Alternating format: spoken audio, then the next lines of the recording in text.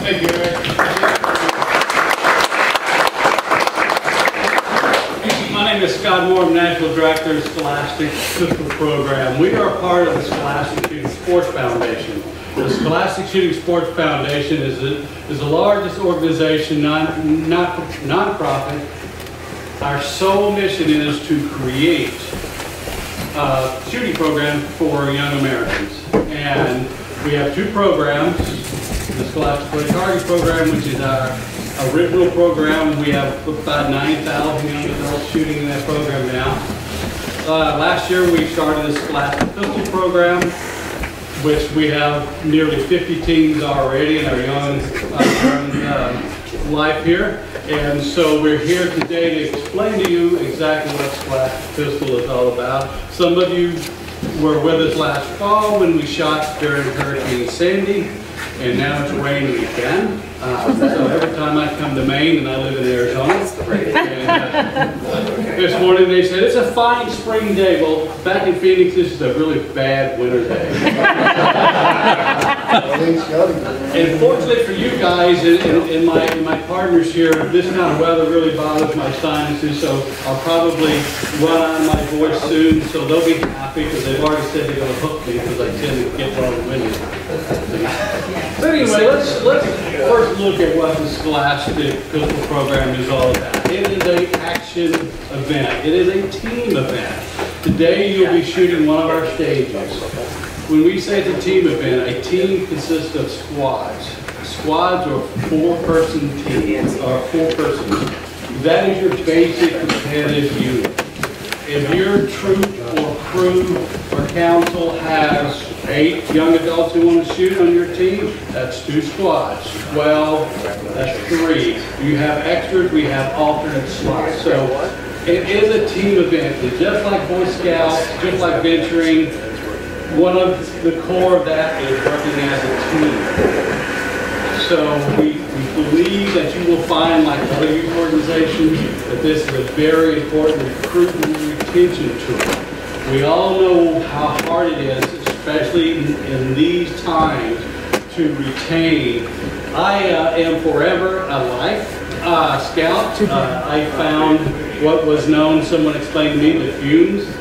When I was heading toward Eagle, that was perfume and gasoline fumes. And if I would have had something like this, I probably would be one of those honored people to wear the Eagle badge. But I am now a former or 100% lifer, life scout. So if you look at what other organizations, the U.S. Naval Sea Cadets we had down last weekend, they've used it as a recruitment and retention tool. The Young Marines, which is a very similar organization, both these two organizations are very similar to Boy Scouts and venturing, where they teach life skills to young adults. 4-H programs have adopted this program. So if you look at it from that standpoint, you have this great retention and recruitment tool. It's just going to be another tool in your toolkit to keep these young adults in scouting. Also, something Eric said, and I think scouts should really take the lead on this. You know, we have all this education in schools. We teach our young adults about sex, about drugs, about driving, all these other things, but we do not teach them about firearms and what to do when little Johnny and little Sally go to a house and that house has an unsecured, improperly stored handgun. It's not if when these young adults run across a firearm in this case. So it is up to organizations like us and you to help educate young adults. What do you do? How do you react around a firearm safely? So I would really love to see national headquarters really take the lead, and it may be through Pine Tree Council that spearheads not only this program for Boy Scouts and Infantry, but also the educational standpoint. That may be one of the shining things that Boy Scouts will do for the next couple of decades as we continue down. Today again we'll be shooting one of our stages of Scholastic Pistol, and it's called Go Fast. All stages that you'll see, we have 4 stages in a match, have 5 targets. It's the second to last piece of paper in your packet that has the agenda on top. That's the Go Fast page of the game. If you look at those other stages, you'll see there's 5 targets. They'll either be 10-inch round, a 12-inch round, or an 18 by 24 rectangle target. Each stage is different. They'll have a different combination of one of those 3 target designs, but they'll always have 5. For those plates, we call it bang plate. And on the target that you'll be shooting today, the 4 rectangle plates are called bang plates. And we call those bang plates because you can shoot those in any order you want to. You'll see the round target. That is the stop plate. After you hit those first 4 targets, when you hit that round plate, that is your shot. And that's when we record your time. You will find young adults who have very little experience with this will be able to shoot those 5 targets in 3 seconds. And some of you adults who are good pistol shooters, we are expecting today 2-second time for you guys and gals. So 2 seconds. That's Who was raising their hand for 2 seconds? All right.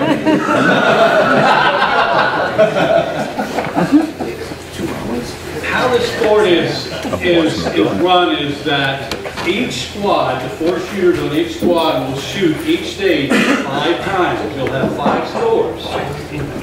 Your worst time is kicked out, similar to Olympic sports, and you will then tally your 4 best times, and that becomes your individual score for Go Fast. Your other 3 shooters will do that as well. Then that becomes the Pine Tree Council Squad 1 score for Go Fast. They will then go to the next stage. The same thing, the 3rd stage, and finally the 4th stage. And at the end of the match, you'll have this cumulative score of whatever that will be for the Pine Tree Council Squad 1. That's your match score. That score is now, every squad shooting that event, that's the time to beat. In addition to that, that score can then be, if it's submitted to our office, then you can shoot against every other squad in the country. We have what is known as a virtual national championship where, unfortunately, maybe not every young adult from Pine Tree Council can travel to our national championship in Sparta, Illinois in July for our head-to-head championship. But by registering their scores, you're now shooting against teams in my hometown of Phoenix, Tom's in Connecticut, or Tammy's in Pittsburgh, without leaving Pine Tree Council. So it gives your squads, your crews, your troops another chance to shoot against other teams without leaving here, thus saving you guys travel money. But also by doing that, they're able to reach out to other young adults, other scouts from around the country via Facebook or whatever other social media saying, here's our time for this score. And it just is another way for them to meet other young adults across the country. I know we don't have time, and David's going to give me a hook here in a moment. Tom is going to explain our safety protocols. And then once we get down on range, Tammy and I will be working with you to answer the questions that you'll have, which will be a little easier because down there you'll actually be able to see the sport itself. And then the questions from what we talked about in watching the sport, we'll be able to hit Tammy and I with some very good questions. So. You should each have a portfolio folder that has all the different forms that it takes to sign up a team. And it also has our standard competition guidelines so you can use and if you don't have one, please have us. That's standard competition procedure that Tammy's talking about is about 2.5 pages that really explains nuts and bolts how to run this. So that's what we always ask people to read first, and then we'll give you a call or start answering your email, because that will give you a really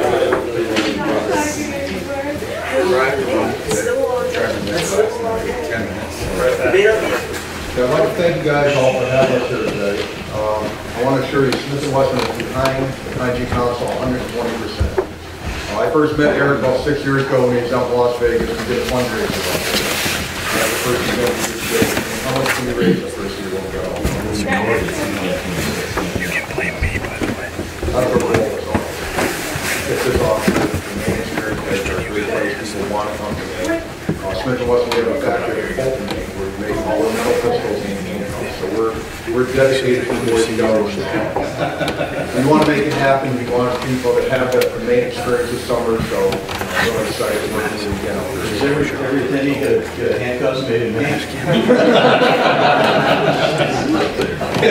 Out of state. So I'm going to be here in August. My boss will be here. Sammy Scott will be here. So I'm really excited about doing this event again for you guys.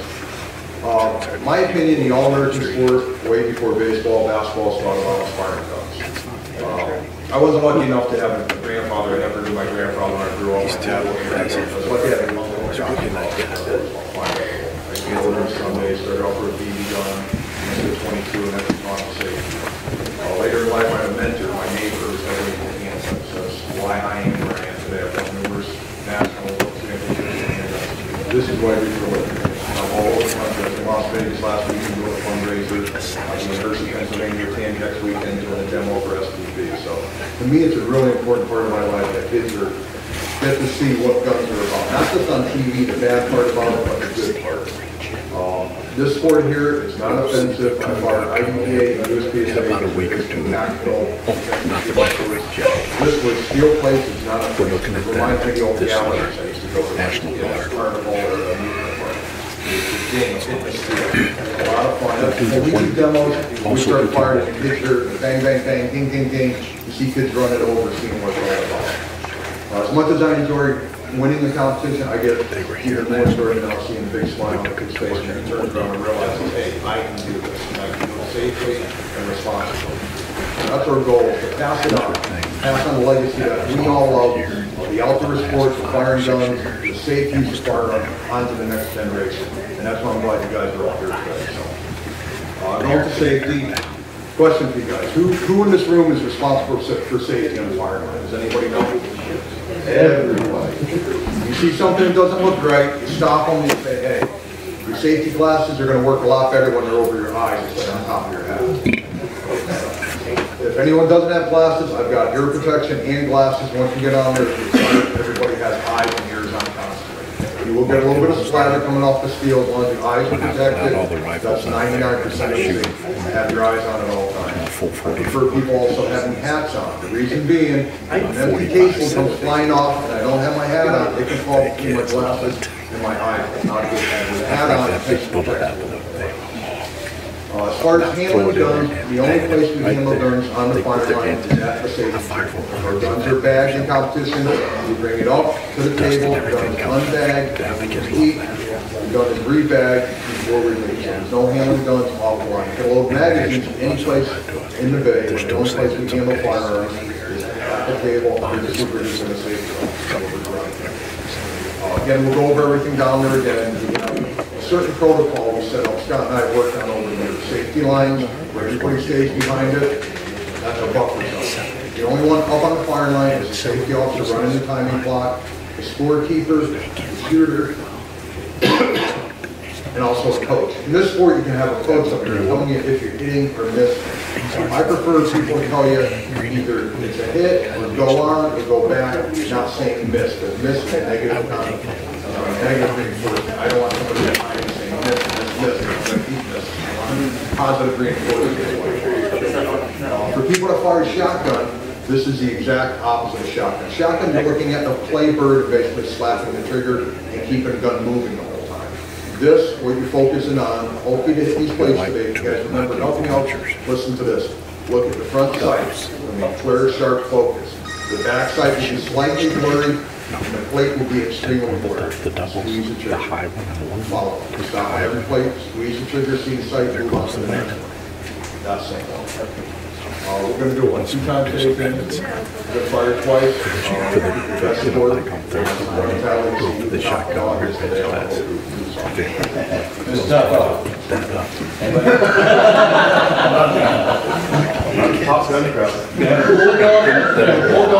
shooting those. We talked about doing a DSA SPT invitational in the Actually, fall. those kids like that. Yes, sir, we did. I guess we just released that information.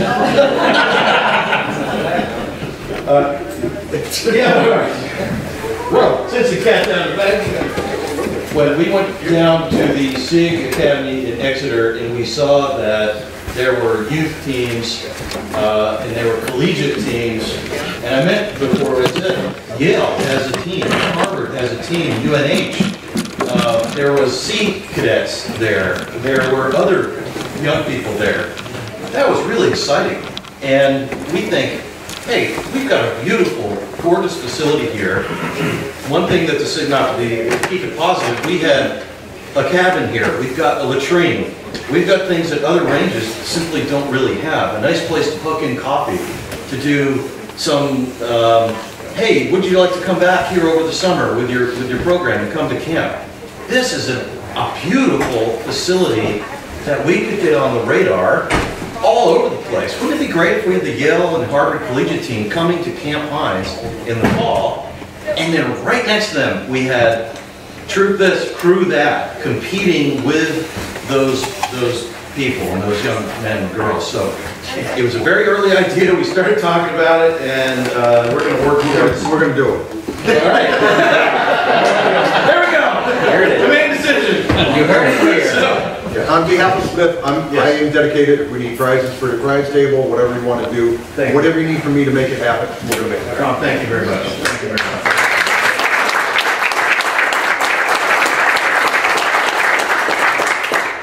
So as we go on today, any questions you got about the event, flag down me, flag down you, Tammy, Scott, Eric. The only dumb question is one you don't ask. So anything you need to know, just flag us down. So I'm looking forward to that. Great. Thank you, Don. Thank you. Yes, sir. Okay. I thought, let's go down to, so we're many unit leaders right here, some very familiar with shooting, some not so, or, well, right here, Mike Michaels is a scouter, and he has already gone through the, okay, I've heard about this big endowment thing from Midway Foundation. I've heard about these matches. All right, there's some process and stuff here. I thought it would be great for us to hear from a scouter who's actually done this and doing this and really producing a lot of income for his crew and his troop to get all this done. So Mike's got a presentation for us here. And does anybody need a coffee? Does anybody, or do you guys just want to keep pushing through? Keep pushing through. Okay, let's go. Let's keep pushing through. All right. So, again, I'm Mike Michaels, Venture Crew Advisor, Scout Master. Actually, I'm Assistant Scout Master. Venture took so much time, we had to find somebody else to do Scout Master for a little while. But if you don't get anything else, get my email address off of here. You can email me questions. I prefer email, my phone number's up there too, but email works best for me. Usually I can answer it during the day, I'm at the computer. So I told Eric I could talk for about an hour. He said, don't do that. All right, so I'm going to fly through these, but stop me when you have a question, okay? Yeah. So first of all, I do have a crew. It's 556. You see the top, crew 556, okay? We now have 12 members. The first year we started, we had 5 members, and they're mostly Boy Scouts that I conned into joining, right, and checking it out. Now it's been growing. We now have females on our team, okay? When you have a co-ed team, that's real big when you're trying to get sponsors, trying to get money, trying to get grants. It looks good when you have females on your team. It should be for the girls too. Adventuring allows that, okay? We have 6 pistols donated from 6 Hour Academy. We have rifles donated from the Friends of the NRA. We have all holster mag cops gear from Contact, cleaning kits from Otis. All that was free. All that was free basically for sending emails and keep bugging people. It wasn't easy, but It did happen, all right? Last year, 2 youth went down to Georgia. They trained with the Army Marksmanship Unit in action pistol shooting. Another powerful thing to do is get an ally with a local gun shop so you can get ammo. Right now, ammo is really hard to get. We just picked up 5 cases of 9mm, okay, that they held for us because we're a youth shooting team. We did a contest. We won a steel target from Action Target on Facebook. That was pretty cool. We had lots of press coverage. New Hampshire has a Hawkeye magazine. We're in the NRA blog online. A couple other press items have picked us up. Front Sight magazine as well. That's a good way to get the word out on what you're doing, and again, get some sponsorship. We have 1 many matches. We're just getting, like I said, it's our 2nd year. We're doing really well. One of our youth just shot the IDPA classifier at SIG the week before, actually the day before, I think, the SPP match. He got 2nd place overall. So our shooters practice and they get really good. We have a trust fund. I don't know how much you went into that, a little bit. No, I didn't go into that at all, and I thought it'd be important for people to understand that whole Midway piece. It looks like it's in your packet. You got something on the Midway USA Trust Fund. Larry Potterfield owns Midway USA.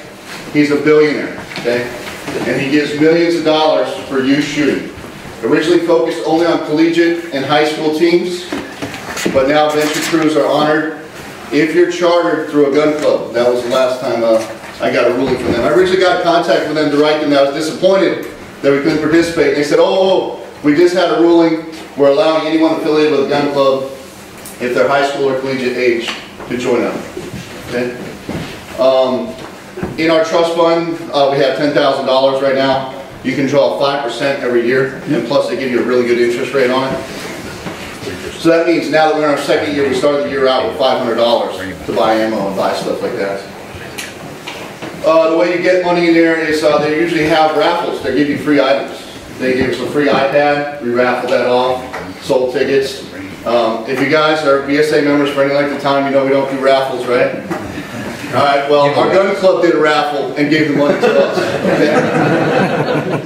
Okay? In Midway USA's latest one, though, they follow more the BSA model. It's $30 for a ticket and you get a knife set. So $30 for a knife set, and then the guns are just door prizes, which is totally allowed. So we are fully participating in the rifle and knife set sale. We do finally have money in the bank. Question comes up is dues and stuff like that. It is expensive to shoot. We tried a couple different things, but what we do now is new members come in. It's $100 to join up for the year. But every year after that, if they do the fundraisers and they do the community service projects, we do community service just like scouting.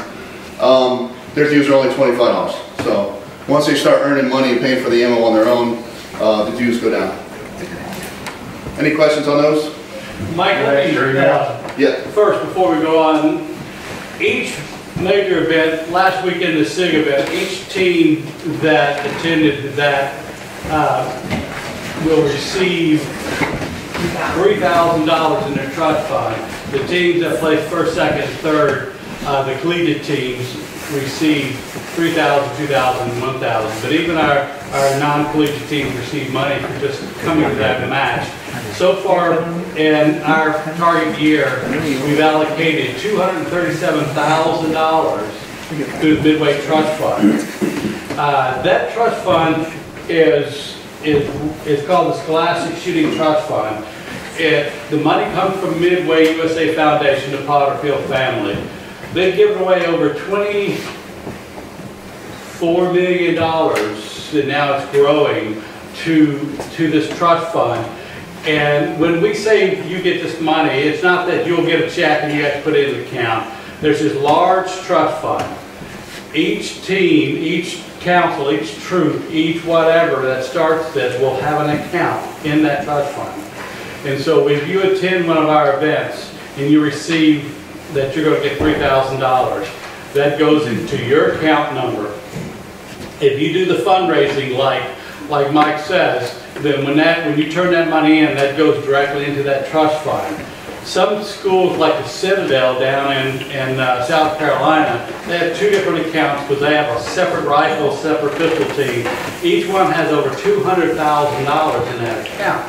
So you figure out what 5% of that each year for the shooting programs. University of Vermont, probably 30 or 40,000 in their account. In addition to some of the items that Mike talked about that you can get through us to help, you can also buy the guns through Block & Smith & Wesson that can then be, again, auctioned off now. If you, a lot of times, again, with scouting, if you're not able to do that, the gun clubs or the gun stores, we found that to be a very good way. They'll run the raffle for you. So it's just another fundraising for you guys and gals to look at. Also, it's matched right now 1-to-1. Certain times of the year, if they find they have extra money, they may increase that matching for money that you raise, not money that you earn from participating in a match. If you have benefactors who want to donate to your team, to the trust fund, that is tax deductible, and we are able to issue you a tax credit for that. Scott and Mike, when you do the fundraiser, like the iPad and whatever, doesn't a portion of it stay for operating and then the other portion go to the trust? Yeah. So I could spend a half hour talking about Midway USA's trust fund and really go to the website and get all the information. But yes, absolutely. So the iPad, they expected you to raise $2,000 on the iPad, and you put $1,000 back in your trust. Larry Potterfield last year was matching at 6-to-1. So that's 6-to-1 he matched on top of your money. So 7 times what you earned went into your trust fund. So that's a really great deal. This year, it's 1-to-1 on the rifle raffle and 2-to-1 on individual donations. But a piece of that you keep for operating. Keep half, that'll get you started. You have some money to buy some stuff. So half goes into the trust for the 5% annual, but then half goes in for just expenses. Yeah. And half is just what they say you can keep. You know, you can put more into the trust. You can put it all into the trust if you want. It's nice because that way you know the team's going to survive and thrive even when you're gone or you're out of the program. You know, there's a whole board at my gun club that knows about our trust, so they're going to ensure there's always a venture crew there so they get that money for the kids. You know what I'm saying? It's not. It's a great program for keeping the thing alive. Most venture crews last what, 1-2 years on average. I mean, they tell you that when you start one. So that's a reason to keep it going. So why do venturing? So the other thing is you guys are selected as a pilot program for Boy Scouts shooting pistols. I don't know anything about that, to be honest with you. Okay, so originally venturing is the only way you could shoot pistols in Boy Scout. Most of my original members were also enrolled in a troop. Okay, so they're dual enrolled. That means they join venturing at no cost. Okay, because they're already paying to belong to a troop. Okay, did they all quit Boy Scouts? No, they all stayed in Boy Scouts. One's Eagle, 2 are working on Eagle. 1 had already dropped out of Boy Scouts but got back in for venturing, so that was a good success story. Now half my members were never Scouts, were never Boy Scouts. Okay. So why use the BSA program? Obviously there's other ways to start a shooting team, right?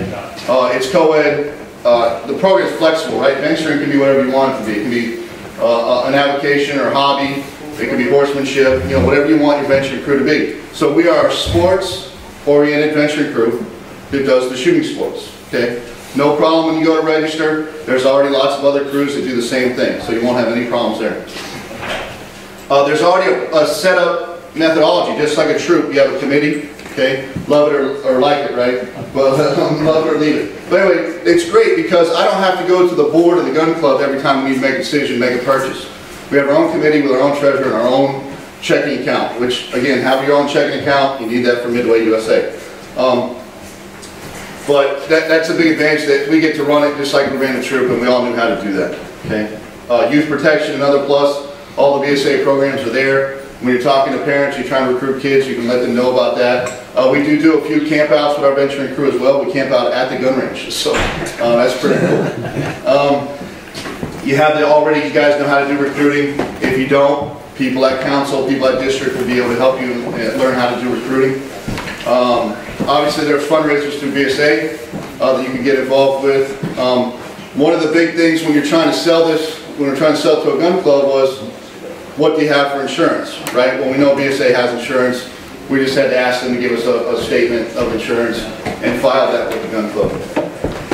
When you got all those things up above, it's much easier to go to the gun club and talk to the board and say, hey, we're kind of like Boy Scouts, but we're co-ed, and we're going to do shooting, and we already know how to run a team, and we already have a committee, and they're just going to all vote yay, okay? And you're all set. Just tell them what days you want to practice and when you're going to need the club, okay? Yes, question? What constitutes a gun club? Any A gun games? club, rod and gun, fish and game, you know, whatever you want to call it. Okay.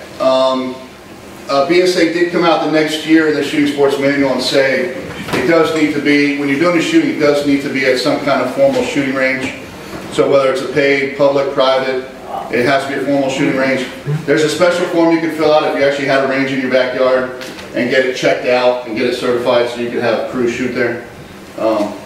But yeah, your life's going to be so much easier if you get with a gun club because you're going to already have people who are coaches, NRA certified, who are going to help you out. You're going to be able to get money from them. A lot of times they're very sympathetic to your cause. They may just write you a check to get your program started.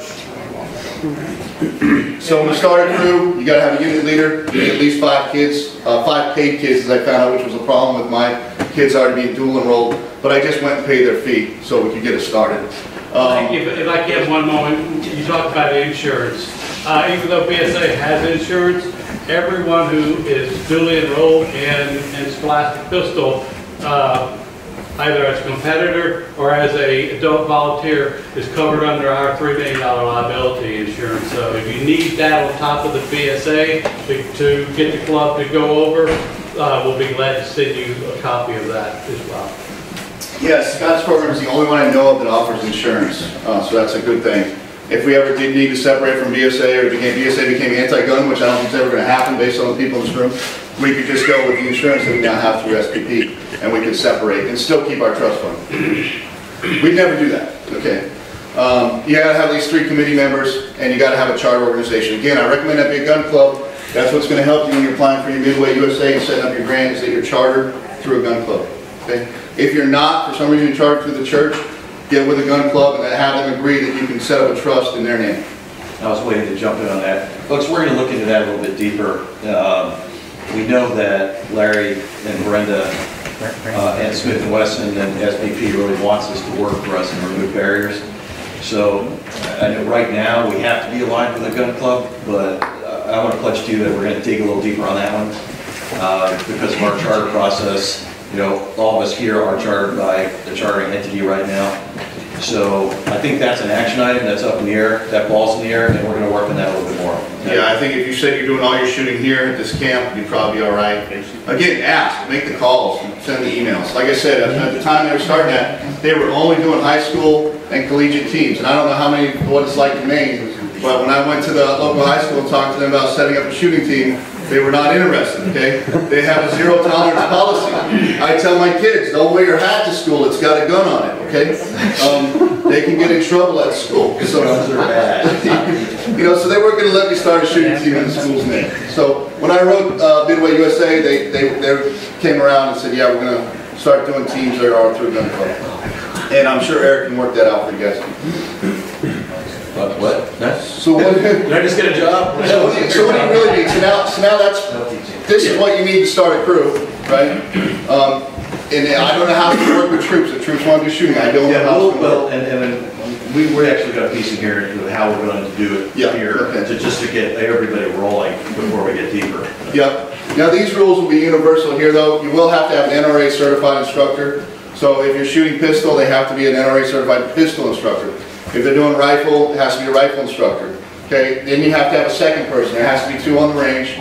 The second person has to be at least NRA certified range safety officer. Now, is anybody here already NRA certified as an instructor? Oh, good. So there's quite a few. Good. So, and RSO? Good. So if you're certified as an instructor, you can do the RSO course at home. You have to have 1 designated each. So if you have 2 people in your crew that are pistol instructors, at least 1 needs to go get the range safety officer. You can do it at home. Okay? It's a home study course if you're an instructor. All right, and then you're going to have some training classes.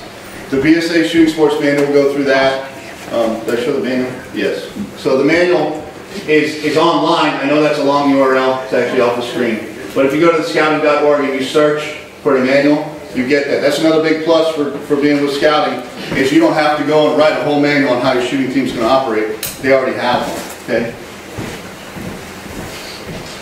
In that manual, they're described 30-minute briefings. So whenever you take scouts out, they just want to do a fun shoot, a troop shoot, something like that, you have to do a 30-minute briefing with them. They give you the PowerPoint slides for that if you want to use it.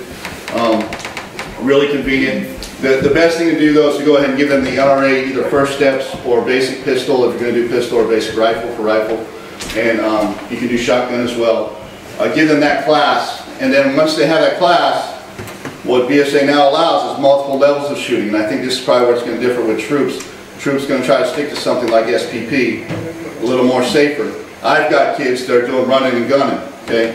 They're out at IDPA and USPSA matches. They have to have that basic pistol safety class before we can start practicing for that. What else would you need? You're going to need targets, you're going to need cleaning gear, you're going to need ear and eye protection, you're going to need extra magazines, especially for something like SPP, where you're going to need to walk up to the line with 5 magazines loaded. Okay? You're going to need guns, ammunition, holster gear if you choose to get into some of the holster sports. Again, if you're doing rifle, that would be leather jackets, slings, all that good stuff. A demo gun's handy to have, dummy ammo, just so you can do the training classes.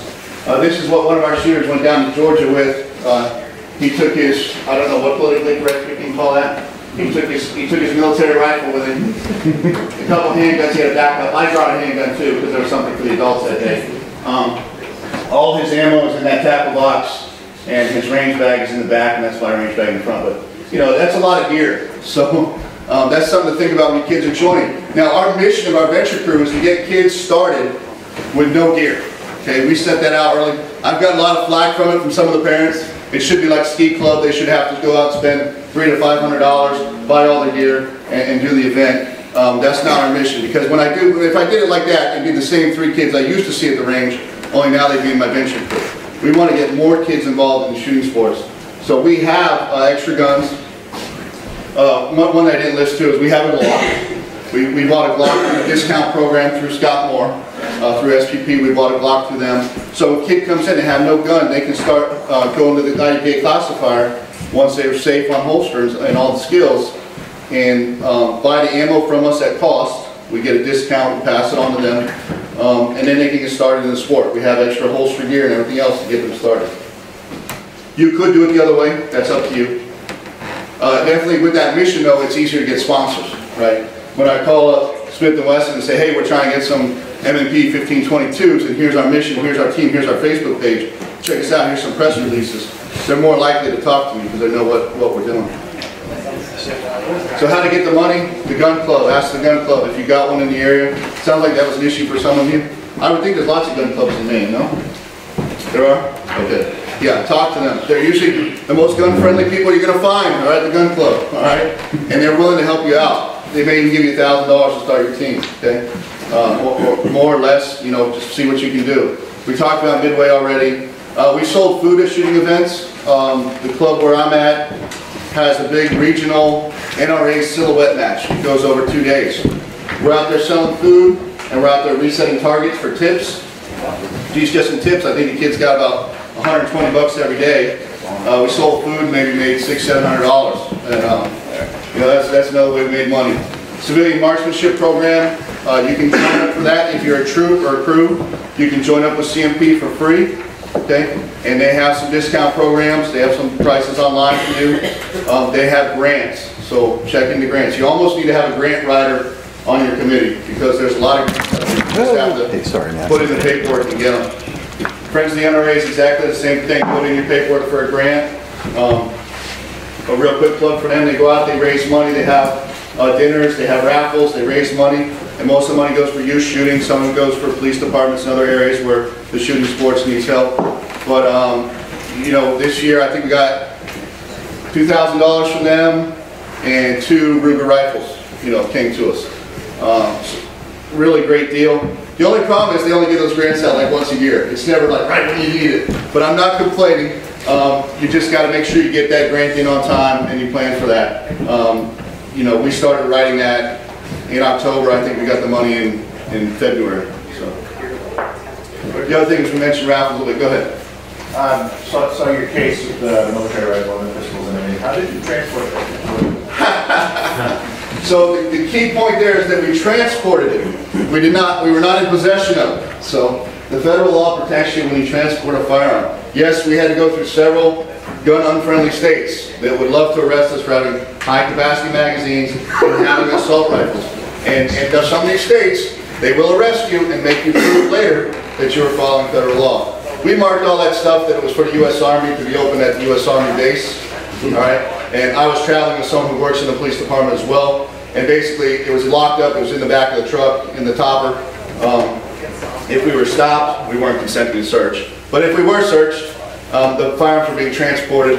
Don't take possession. It's just like if you get stopped in New York and you were flying with a handgun, your plane gets transferred to New York because of runway conditions or something. You land and you had a pistol. Don't take possession of the pistol.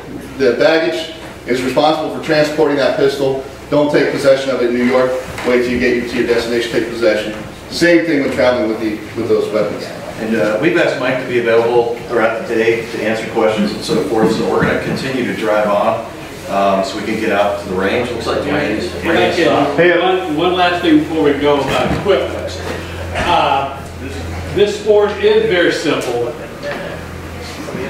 You can start with one handgun because, as you'll see today, the shooters you only need one gun for your squad because you'll come into the line at one time. Our two partners on our firearms are Smith & Wesson and Glock. They've given us a limited amount of free handguns that needy, deserving teams can actually apply for. If a unit or a troop or a council then decides, the parents thereof, want to buy those guns through the program, our partners have huge discounts. But for new, needy teams, and unfortunately the Pine Tree Council does not have a whole lot of money like a lot of councils. So I would imagine that crews that start out of here or teams would probably be eligible for a free gun, and since I'm the one who makes that decision. Yes, sir! But that just, again, this, of all of our shooting sports, this is probably one of the least expensive because we get by with one handgun. So, I'm sorry. No, thank you, So Scott. that was really my last slide anyway, but thanks, Eric. So the last thing was how to get discounts. So the discounts out there, if you're an NRA instructor, you can get discounts. Police, military, you probably have a few people that want to help you out for your team. They can get discounts. The Scholastic Pistol Program has some of the best discounts, usually lower than the police pricing discounts. Okay, Steel Challenge has discounts. Just making those cold calls, just looking for sponsors, that's another way to get gear. Okay. I've become an expert in doing artwork because we always need stuff. These are just some logos we've worked out. This patch is the one we're working on right now. Here's ideally we ran an open house. Okay. The problem with kids joining is they want to trickle in week after week after week. You need to kind of set that up. If you can handle that, that's great. But what we have to do is realize that they need that class. We need them to all come at the same time, take the class. Then they're welcome to train those. By putting that SIG sponsor, it was finally the incentive we needed to finally get SIG to give us those guns they've been promising us for almost a year. So that was a big plus. Our raffle, these are some banners we made for our raffles. Right now that's the rifle one that's going on with a free knife set. We just finished a Glock raffle that we bought through Scott's program. We made $2,000 on the Glock raffle. So that we didn't even put any of that in our trucks, that was just all we did. So that was for ammo and stuff. We make our own shirts. We cut a stencil out of file folders, spray paint them on the shirts and the hats. These are some of our, when we get stuff from sponsors, make sure you thank them. We post on Facebook, we send them letters. Otis Gear is on the right, 6 hours on the top. This is just the kids from the last match. That was a video of the kids shooting steel. So go get that one. No, they didn't. All right. So this is very similar to the arrangement Scott's going to have for SPP. The timer's broke here. Things happen. It's 2 seconds. Now the difference here is he's going to be drawing from a holster. In SPP, that's another thing that makes it a little safer with the Boy Scouts is you're going to start from a low ready. You're not going to have any holster stuff. That's a whole other world of concern and worry and safety when you're a coach, is making sure that they're not loose the holster. If you can avoid that, We're not doing holsters. all the better. Yeah. So you can see that the buzz is going to be, you're going to see this when we go out there. He's going to shoot all 5 plates, but he has to hit the stop plate, which is the center one last. 1, 2, 3, 4, 5, 6. 2 on the stop plate to hit it, but that's very good. This gives you a better idea of where you could take it up to if you wanted to. This is action pistol. This was from the Georgia match, but this is very similar to other matches that, like Tom Yost talked about, where he's won titles in IDA. This is actually, there's kind of USPSA format, very similar. Okay, you see the danger here, right? He's running, and he's got a loaded handgun. So, you know, as I have experienced coaches who do this. They're actually getting professional training here from the U.S. Army.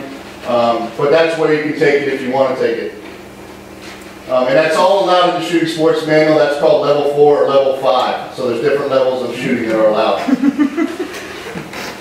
So yeah, that's not what you want to start out with your kids on the first day. I like saying So thank you. Giddy, how about email? Email me when you have questions. Go ahead. Could you throw your email back up? Yeah. Yes. Some folks were trying to write it down. I may have Also, can we get your slide if we email you? Your slideshow? Actually, I'm in the process of doing a series of articles on how to start a team, so All right. I'm actually selling that, so I'm not going to give away. But yeah, I have a couple cards. Yeah, that'd be good. This is actually my NRA card, in the home. I'll get it from you. Somebody's got my cards. And Mike will be available after this to ask him Yes, questions. absolutely. Mike, we really appreciate you coming up and Yeah, no and getting a, thank you so much.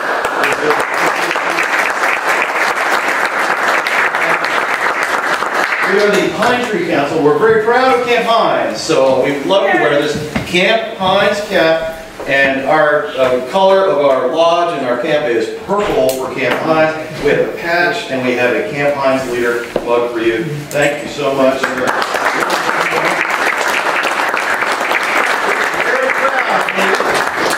proud. Okay, folks.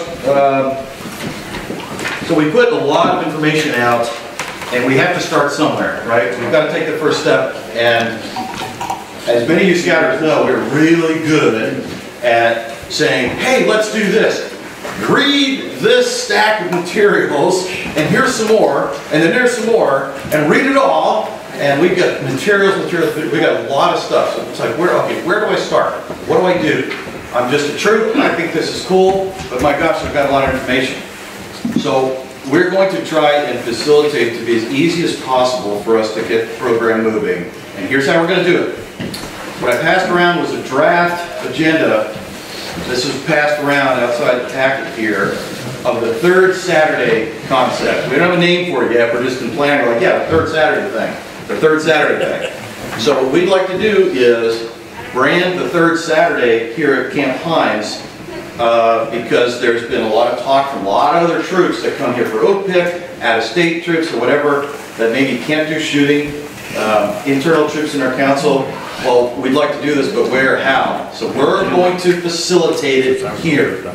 Third Saturdays at Camp Hinds, starting June 15th. Midway USA has provided us a grant to buy the pistols through Scott's program. So we're going to have M&P 22 pistols, and then when the youth are ready to step up, we will have M&P 9mm pistols. But for the start, it's going to be 22s for the, and this is important, for the non-summer camp pilot program. That bucket is over here. So we're not talking about, I'm a troop and I'm going to summer camp. This bucket is what we're talking about, which is, it's not summer camp season, it's the third Saturday program. So this is a draft agenda. Every youth has to have a first steps or a basic introduction safety training. So come here to Camp Hinds, sign the release. Do you have an NRA first steps card? No. Walk in this room right here. Oh, you do have a NRA first steps card. Great. Report to range 1 or range 2. Okay. Simple, easy to understand, executable. That's how we're going to do this. So in the morning, we will do the M&P 22 pistols. We'll do the Scholastic Pistol Program, the 4 stages. We'll have a lot of fun doing that. And then when the kids in here are done with the First Steps program, we'll have lunch. And then those kids can then go down and enjoy the Scholastic Pistol Program. Now we're put draft and proposed on everything because, as you guys know, getting ammo right now, ammo pricing and so forth, we believe we'll have plenty of 22 to do this program on the 3rd Saturday. We're going to take baby steps at first. Start with pistol and then expand Scholastic Clay Target, Scholastic Rifle.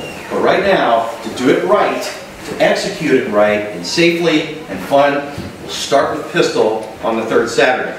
So this is just a draft. Now, how much? What's this going to cost me? So right now we think, on the bottom here we put some drafts, $25 a youth, just show up. Okay, we'll provide the ammo and everything else. If you have 22 ammo and you want to come, as long as Tom Morris and one of the staff inspects the ammo, okay, you can shoot it in our guns, then $15. So that includes, the targets, the range use and time and everything else. We're trying to keep this as reasonable as we can. Now, okay, so our process. So if we just show up and we're an 11-year-old scout or whatever, no. As Mike referred to, guys, we can fall within the risk management and the safety of the shooting guide easily. We just need to do it. We just need to understand how to do that. So how do we do it? Let's put the Midway USA Foundation aside for a second, because Scott Moore and I had a side conversation. We may be able to work through, I have to be lined up with a gun club, okay? So let's just put that aside for a second. We might not have to do that, but we're going to work through it. I'm a troop. What do? We put in here on the back of the agenda, what do I need to do to start a crew?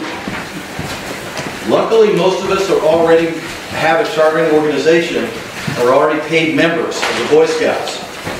So it's a simple matter of filling out another charter application, 40 bucks, multiplying our adults into a committee. Of course we don't want a multiple, we want all new, all right? We want new adults to start a committee, we want new kids. However, how do we get started now? Move forward right now. Many of you know the process of multiplying. You fill out another adult application, you put multiple on there. Instead of Troop 17, it's now Crew 17. And we go ahead and we establish a venturing crew. Okay? We must have at least 2 primary youth paid in the venturing crew. So we can't just, boom, fill out the paperwork, whoop, we're done. 2 of the youth need to primarily register, but I think it would probably be pretty easy to find some kids who would want to register in a shooting crew. Okay. So we've done this, we've started a crew. You guys know there's a lot more, taking the training and so forth, go online and so forth, youth protection, anybody that's new that hasn't been through it. I don't want to get into those weedy details right now, but we can certainly help you with that. Register the crew. Then, in the packet, is information to start an SPP team.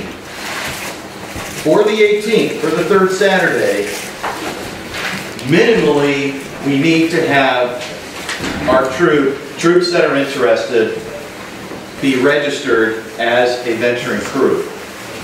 That will let us fall within the risk management and safety guidelines that we can do this program. Venturers can also do center fire, pistol, and rifle. It doesn't have to be 22s, but that's what we want to do to go ahead and start this. Now, we have our first crew, and where's Yule? Yule is right over here. Yule has filled out the chart. He's got it right in his hand, holding it up so we can see. The first venturing crew that started new from this program. Yule, thank you very much for doing that.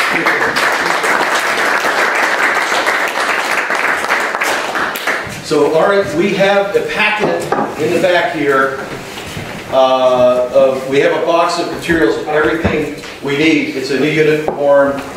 It's adult applications, it's youth applications to go ahead and start the multiple process. We have some of our district executives here. We have Andrew River here. We have Matt Mower here. We have Owen here. At Naki District, Molio is still on spring break. He's coming back. Everybody knows their district executives. Owen, Mr. River, Mower is here someplace. Because if there's any questions with any of that paperwork, they can help you out. In a worst case world, it's $40 to multiple in charter. Then it's 2 new memberships. Well, they don't necessarily have to be new, but they have to pay their primary registration in the venture crew. Okay. So I was gonna say, we had a simple solution to that. We used, some of the kids pay for the troop, and some pay in the crew, and they're multiple in both, so. You know, Okay, great. And then we just register the girls as our other paid members. Wonderful. So, in the real worst case scenario, it's $40 to get it rolling and the multiple it up. And then the cost on that draft agenda to show up here to Camp Hinds, that's what we're rolling with right now, to actually get moving with it. What we'd also very much like to do is that each of our crews also register to be a Scholastic Pistol team. It's $25 for the coach, and I think $15 per youth. So $25 for the coach and $15 per youth, because we want to be able to access that Midway Foundation money. We want to access invitations to go down to Exeter, to compete against the other teams, to do the virtual competitions, to potentially, as Scott said, provide a free pistol, potentially, to the crews that sign up for the team. Thank you, Scott. So $40, multiple youth, $25 for the coach, and then $15 per youth. What's the minimum youth to sign up for an SPP team? Oh, minimum is 12 youth to be an SPP team? I'm sorry, age is 12. Oh, I was like, wow! All right, no, how many numbers of bodies of youth? 4. Okay, 4 good. make up All a right. squad. All right, so 5 is the minimum for us to start a unit in the Boy So Scouts. you would just have an alternate. Okay, so 4 make a squad. All right. So, you know, that sounds good. Okay. Now, I'm sure everyone's going to have a huge amount of questions, but I'd like everybody to leave with this. June 15th, here at camp, pistols provided, targets provided. Thank you to Yule Gardner and Weaponcraft, as you'll see when we go down there. What we have to have is that new unit application and the multiple applications and the money. Now, and we'd like to have it turned in before. Now, let's say something happens and I can't turn it in. Do I not go? No, I'm not giving everybody an out here, ever. If you put it in my hand, in Owen's hand, in one of the district executives' hands, before we start this day, and the money's there and it all looks good, then we can say, okay, in Scouter's minds, you have given it to the council. Okay, and we have received it. Okay, we're running a little hot on time, so I want to keep moving along here. And let's see where we're at. Okay. Now, we have some things. Yule, we wanted you to provide some closing remarks, and we have some recognitions that we'd like to do before we go down to the range. And after we do that, guys, we're going to have just some rules of, hey, where are we going to go? We're going to drive, we're going to walk, or whatever. But what I'd like to do is ask Yule to say a couple of comments now, please. I'd just like to thank everybody for coming out today. I see this as a huge opportunity, particularly in the state of Maine, for us to really get some good youth participation in shooting sports, competitive shooting. I'd just like to let everyone know that in this, Weaponcraft is our company. We're primarily a training company. We're also do retail, etc. We're located in Portland. We're going to set up a program that will assist anyone with anything that they need in terms of equipment, any of that sort of stuff. We're going to set up a program specifically for the SPP teams and to sort of further show you that we're not doing this as a commercial venture. I know a lot of you guys deal with gun shops in various other locations. If you're from the Turner area, you probably deal with the people at G3, etc. I'm going to be reaching out to all of those guys, and I'm going to be pushing Chris Jordan and all the other gun shop owners to do the same thing so that we can create a network here, and that each shop and each FFL that has the ability to do that everybody sponsors a team, and that we really work with you guys as a community, as a retail community, to make sure that all of the venture crews, all the scout troops, anybody that wants to make this happen can have it happen, and that we as an industry group, as an industry community, support this. So I think it's really important. You're going to see when we get down there all of what Larry and the folks at Brondon have done, and what the SMCC students have done down there in terms of building this. There's a lot of people who have a lot of commitment in this, and I'm really glad to see you guys here, and just keep pushing forward. We'll look forward to seeing you guys. We will be there, Weaponcraft will be there for this third Saturday program on a regular basis, and we're hoping to see everybody else join into that. And we're also going to just, very briefly, we're not going to just take kids after they've done this first step, so turn them loose on shooting steel without any true training on this. We're gonna take the kids through, sight picture, sight alignment, trigger press, reset. We're gonna really work with the kids to make sure that they learn the techniques and that they do this successfully as well as safely. So just want to let everyone know that it is definitely going to be a learning process for the kids and for all of us as a group. So thank you all for coming. If you could stay up here.